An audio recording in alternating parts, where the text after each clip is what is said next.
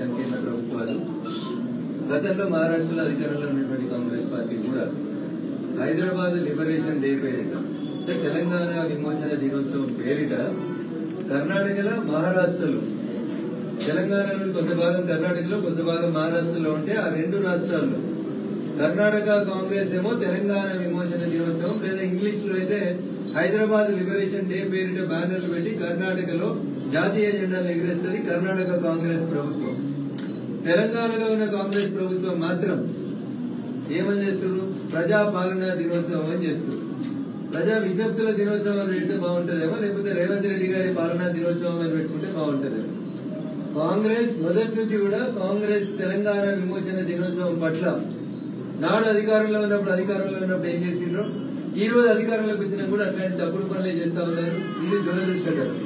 ఒకవేళ కాంగ్రెస్ పార్టీకి తెలంగాణ విమోచన దినోత్సవం పట్ల ఒకటే స్టాండ్ ఉంటే కర్ణాటకలో అధికారంలో ఉన్నటువంటి Congress party Hyderabad liberation day పేరిట ఉత్సవాలను ఎందుకు జరుపుతుంది?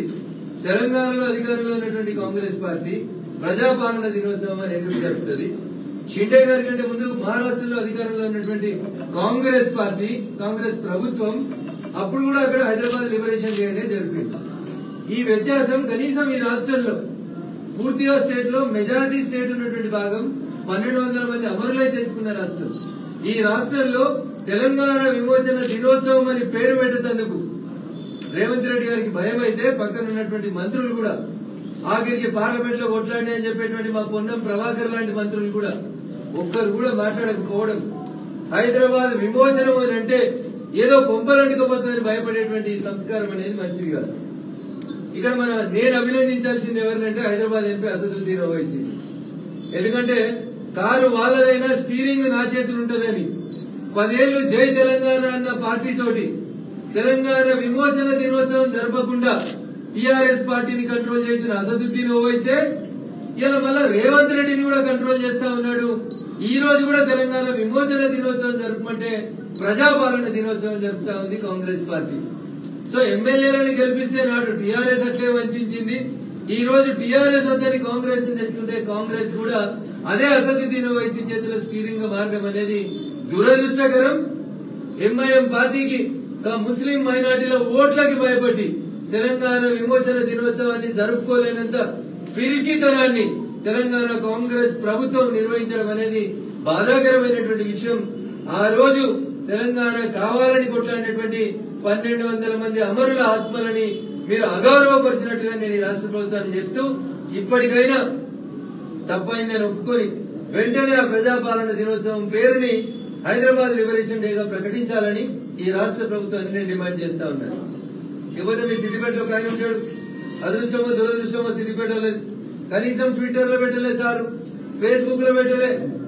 రంగనాంపల్లి చౌరస్తా అక్కడ పెట్రోల్ పోసుకొని అగ్గిపెట్టి మరిచిపోయి 1200 మంది శ్రీకాంతాచారితో సహా 1200 మంది మరణానికి కారణమై వచ్చిన తెలంగాణలో 10 ఏళ్లు మంత్రి పదవి అనుభవించిన ఆయనకు ఇలా కనీసం తెలంగాణ లిబరేషన్ డే విమోచన దినోత్సవం సందర్భంగా ప్రజలకి శుభాకాంక్షలు చెప్పేందుకు మనసుకు రాలేదు సార్.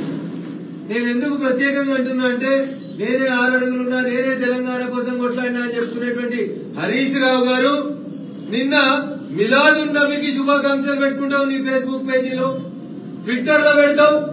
కానీ నేను రాజకీయాలకు వచ్చిందే తెలంగాణతో అని చెప్పి పేరు తెలంగాణది, ఊరు మామరి, మంత్రి పదవి 1200 మంది అమరులది. కనీసం తెలంగాణ విమోచన దినోత్సవం సందర్భంగా ఒక్క లైన్ ఫేస్బుక్ లో పెట్టలేదు హరీష్ రావు అనేట ఆయన. కానీ మిలాదున్ నబీ శుభాకాంక్షలు అంట. ఇక్కడనే సిద్దిపేట సమాజం ఆలోచించాలి, సిద్దిపేట ప్రజలు ఆలోచించాలి. ఓట్ల కోసం తప్ప హరీష్ రావు అనేట ఆయనకి తెలంగాణ ఉద్యమం మీద తెలంగాణ గడ్డ మీద ఏ రకంగా కూడా ప్రేమ లేదనేది వాస్తవం.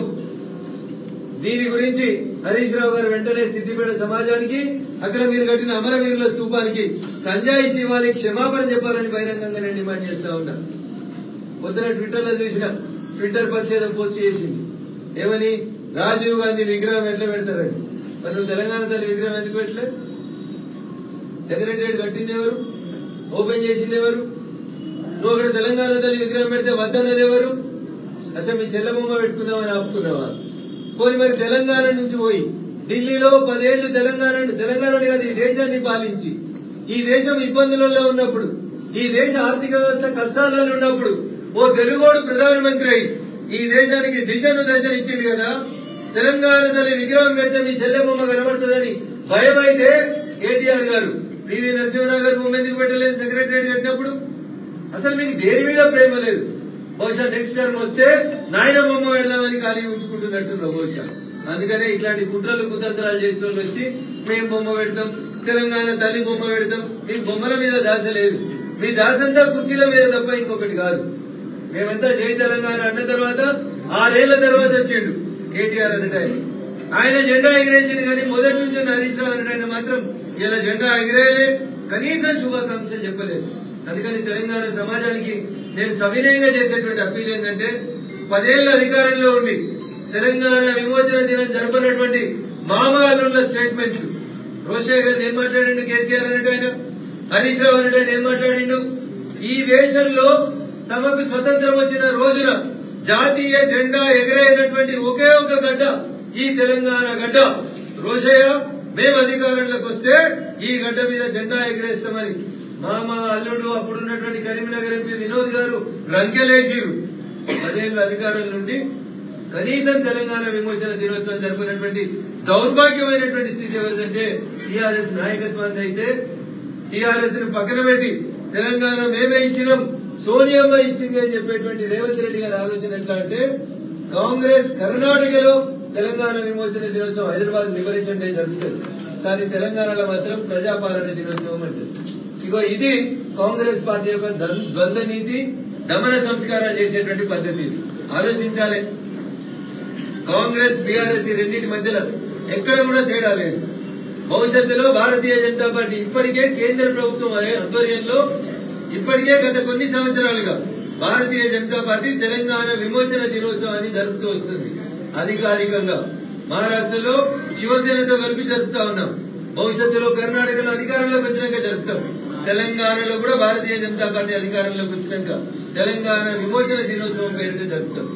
ఎంఐఎం పార్టీకి, అసదుద్దీన్ ఓవైసీకి భయపడకుండా సెప్టెంబర్ 17ను జరపాలంటే ఈ రాష్ట్రంలో అధికారంలోకి రావాల్సింది కాంగ్రెస్ లో, బీఆర్ఎస్ లో, కమ్యూనిస్టులు కాదు, కేవలం భారతీయ జనతా పార్టీ ద్వారా మాత్రమే అది సాధ్యమవుతుందని చెప్పి తెలియజేస్తూ తెలంగాణ సమాజాన్ని ఆలోచించమని ఈ సందర్భంగా విజ్ఞప్తి చేస్తూ తెలంగాణ విమోచన దినోత్సవంతో పాటు ఈ రోజు గౌరవ దేశ ప్రధాని ప్రపంచంలో భారతదేశాన్ని విశ్వగురువుగా మలుస్తున్నటువంటి నరేంద్ర మోడీ గారి జన్మదినం సందర్భంగా భారతీయ జనతా పార్టీ యువ మోర్చా ఆధ్వర్యంలో ఈ రోజు రక్తదాన శిబిరాన్ని ఏర్పాటు చేయడం జరిగింది.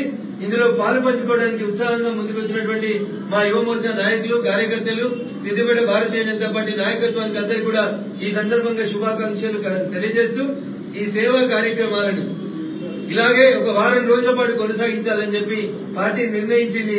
ఆ దిశకు కొనసాగిస్తాం. భారతీయ జనతా పార్టీ కార్యకర్తలు, నాయకులు అందరం కూడా రేపటి నుంచి స్వచ్ఛ భారత్ కార్యక్రమంలో కూడా ప్రజలతో మమేకమై ముందుకు పోతామని చెప్పి తెలియజేస్తూ విశ్వకర్మ జయంతి కూడా ఈ రోజు తెలంగాణ ప్రజానికానికి ఈ రోజు 3 గొప్ప పండుగల లాంటి రోజులు. 1 విశ్వకర్మ జయంతి, 2 నరేంద్రుడి జన్మదినం, 3 ఈ గడ్డ స్వేచ్ఛా వాయువులు పీల్చినటువంటి రోజు. కాబట్టి తెలంగాణ